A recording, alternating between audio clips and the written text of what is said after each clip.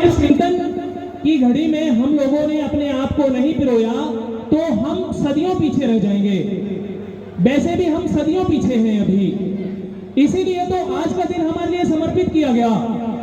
और एक बात को, जब दुनिया के विद्वानों ने ये देखा कि आदिवासी बड़ी संख्या में और बड़ी मात्रा में, बड़े पैमाने में विकास की मुख्य धारा से पीछे हो रहा है, ऐसा क्यों है, तो सबसे पहले यूएन अर्थात यूनाइटेड नेशंस, यूएनओ, अब तो यूएनओ हो गया है, यूनाइटेड नेशंस ऑफ ऑर्गेनाइजेशन, तो संयुक्त राष्ट्र संघ जिसको हिंदी में बोला जाता है, उनके वहां के विद्वानों ने ये तय किया, एक चर्चा रखी, 1982 की बात है वो।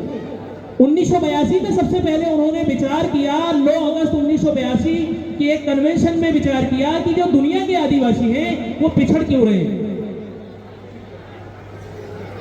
तो फिर उन्होंने तय किया कि भाई इनके लिए कोई एक दिन समर्पित किया जाए।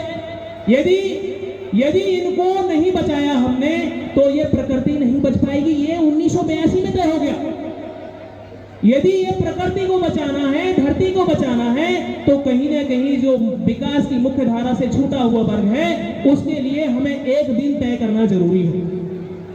इसीलिए क्योंकि आदिवासी जो होता है वो अपनी प्रकृति से जुड़ा हुआ जीव होता है, जुड़ा हुआ मनुष्य होता है। इस धरती में आया हुआ पहला वो जीव, पहला वो प्राणी, पहला वो मनुष्य जो धरती माता से तालमेल बनाते हुए अपनी लोक परंपराओं को, अपनी जीवन शैली को जीता है, वो होता है आदिवासी। आज जो भी विकास हो रहा है वो कहीं ना कहीं आदिवासियों के विनाश के ऊपर निर्धारित है। आपने देखा होगा जहां कहीं डैम बनाए जाएंगे, जहां कहीं विकास के नाम पे जंगलों को काटा जाएगा, तो वहां पर आदिवासियों को पहला नुकसान होगा। इसी बात को लेकर के कहीं ना कहीं जो विद्वान लोग हैं उन्होंने एक दिन तय किया कि भाई आदिवासियों की लोक परंपरा, आदिवासियों की जीवन शैली, उसको आत्मसात करने की जरूरत है। और इसी के उपलक्ष्य में उन्होंने जो आज का दिन तय किया है, आज 2025 का जो आदिवासी दिवस है उसकी थीम है आदिवासियों की खाद्य सुरक्षा और संप्रभुता के लिए आदिवासियों को आत्मनिर्णय का अधिकार देने की गारंटी। तो इसमें 2 बिंदु महत्वपूर्ण है। एक खाद्य सुरक्षा आप सब लोग जानते हैं, भोजन की उपलब्धता। संप्रभुता अर्थात आदिवासी एक ऐसा समाज है जो अपने शासन को, प्रशासन को अपने गांव स्तर में चलाने की कोशिश करता है। वो ये व्यवस्था, गण व्यवस्था पहले से चली आई है, जिसको गोटू व्यवस्था कहा गया। ये वो व्यवस्था है और इसी को ध्यान में रखते हुए हमारी शासन ने भी पेशा कानून लाया। आपको मालूम हो 5वीं अनुसूची से जो जहां पर लागू है, जो अलॉटेड एरिया है, वहां पर पेशा कानून लाया गया, जिसको हम पंचायत एक्सटेंशन एक्ट बोलते हैं। वो जो पेशा कानून है वो इसलिए लाया गया ताकि आदिवासियों के बीच में जो संप्रभुता है, उनके चुने हुए लोग, उनके अपने लोग चुन के शासन प्रशासन में भागीदार बने और अपना चहुमुखी विकास कर सके। इसलिए ये व्यवस्था लाई गई। तो हमारा जो विकास है वो विकास कहाँ रुका हुआ है?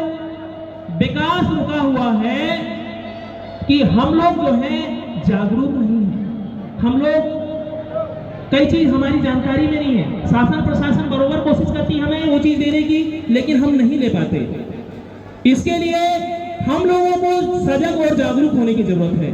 आज हमारे लोग जो विकास की मुख्य धारा है, जिसको हम कह सकते हैं कि जो विकास जहां से कैनाल के रूप में, जहां नहर के रूप में जहां से बहता है, वो उन चीजों में हम लोग, हमारी भागीदारी नहीं है।